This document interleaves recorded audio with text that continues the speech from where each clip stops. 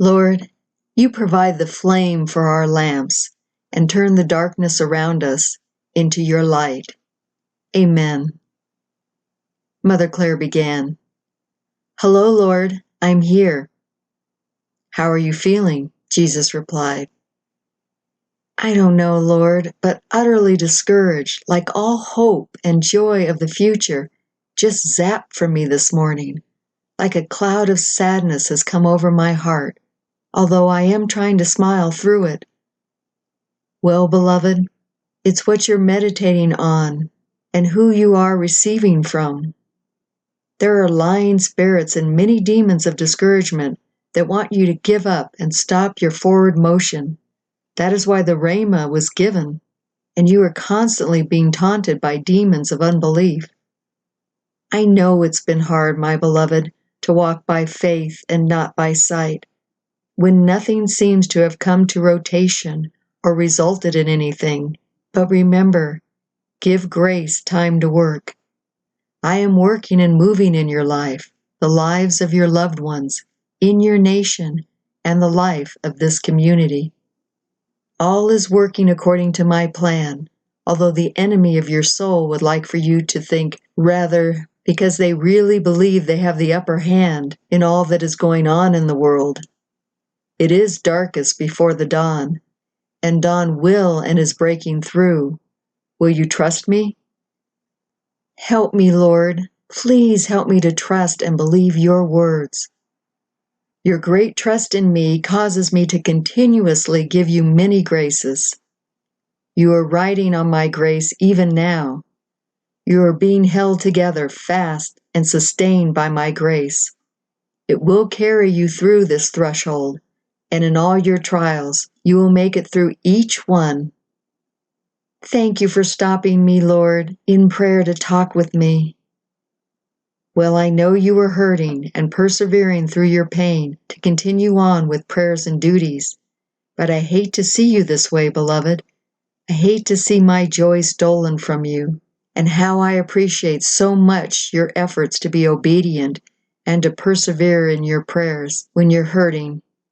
But I am your God-man, your honey God, he said, smiling, and I long to comfort you and talk with you always to bring a smile upon your face. I am not distant, but so present to you, beloved little one. I am here for you and would prefer you to talk to me about these things rather than just move past how you're feeling, because I feel your pain too. I am suffering with you, and how very good it is when we talk to one another. It brings me great comfort and joy as well when your heart is healed. My heart is healed. Do you understand now? Yes, Lord, I do. I love you, Jesus. Thank you for being such a great friend and spouse. I can feel the ache in my gut going away slowly but surely. You see there? My words bring life and healing. Thank you for listening, beloved. I want to talk with my brides about grace. You are not the only one battling these emotions and feelings. It's been hard on everyone. My brides, I'm so pleased and proud of each of you, for so many of you have battled with wanting to give up in the storm you find yourself in. But I am in the boat with you and will quiet the storm at the appropriate time. Trust me, my grace is sufficient for each of you in your weakness. I love to see my brides weak, vulnerable, incapable, and looking to me for help, because this is your true state. You are so very weak, and the more you embrace your weaknesses, the more I rush to you with my grace. It is true that my grace is rushed down to the lowliest places. The more weak and lowly you are, the more my strength is made perfect. You see, weakness is what qualifies you for my grace. I want you to really understand that. So many despise their weaknesses. You are taught in this world to be strong, to have it all together, to know the right thing to do, the right thing to say, to have an attitude that is self-sufficient, self-reliant, and self-confident. The key word in all those things is self. In this world you are taught to rely so much on yourself. Therefore you despise any weakness you see in yourself, and even in my church it is rampant. You have ministers, pastors, shepherds, and servants who are hurting deeply, but in order not to come across as weak, they wear a mask. They can't be open with their flock because they will be seen as weak, and they cannot for sure expose their faults or struggles. Why? Because they must be a strong leader, not to weaken the others?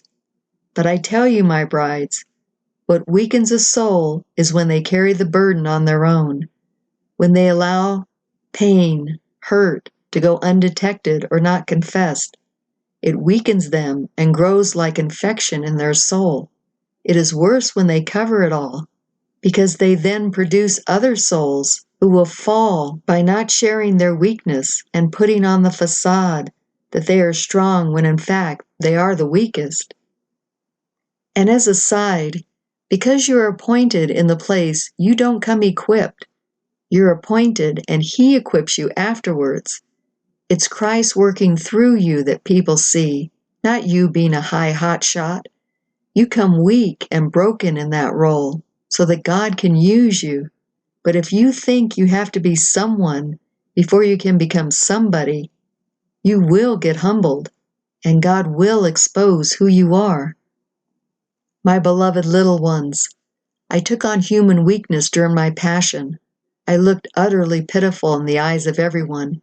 Even my mother couldn't do much in the midst of her silent tears and pain, sighing in pity of what the Father had decided to do to me, in me, and through me. I fell not only once, but 3 different times at the width of my cross and my utter human weakness and incapability to walk any longer. With one sigh of my heart, I could have had legions of angels come to my rescue, the cross obliterated in pieces, the ground shaking, and the soldiers and crowd goers who were taunting me struck dead in a millisecond, just with my sigh. That is the power and authority the Father gave me. I could have rose up like a superhero of your day and completely brought my enemies to nothing in strength and much power, but I didn't.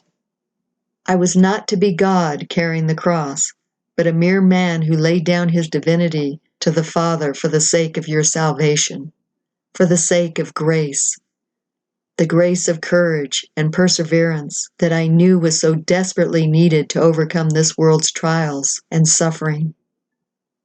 I had to be weak, vulnerable, and pitiful before man, so that the Father's strength would be perfected in me, and it was perfected until the end, at my last words, "It is finished," meaning every grace needed for mankind was perfected in me.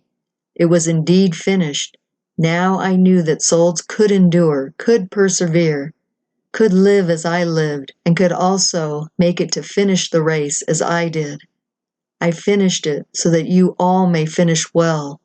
Your weakness is so very beautiful to me, my brides.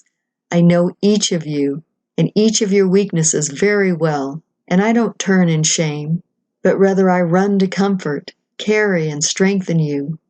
So please don't despise your weakness. Don't be discouraged by it, nor hide it from others. I don't want a bride who is all together, nor do I want the world to see that. I want a bride who is faithful, admits her mess, who is enduring, admits her many falls, who is utterly helpless, but continuously relying on me, who boasts in her weakness, and who humbly accepts who she is not, and who she is by the grace of God. Each of you are a woven tapestry of my grace, flying high above the worries and woes of life. Rely on my grace, and call upon me for more grace, and I will carry you through.